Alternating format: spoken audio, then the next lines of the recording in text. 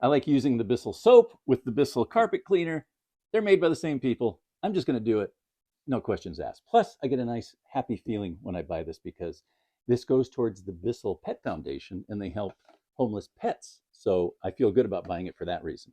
Now, what I do before I clean my carpet each time with this is that I find myself a little bowl and I take a little bit of the soap, mix it with water, and then I go to those stubborn stains. And I'm talking about cranberries that have been ground into the carpet, right? This isn't going to get that up. No, nothing's going to. So just go for it. Scrub it out first. Just go around to the 5 or 6 spots or how many you might have and just pour a little bit of that mixture on, scrub it with a little scrubber, and then you're done. You're ready for this now. And that's the secret to making sure you get everything out.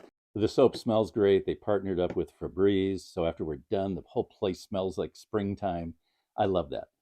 It's good, works with the carpet cleaner. I highly recommend it.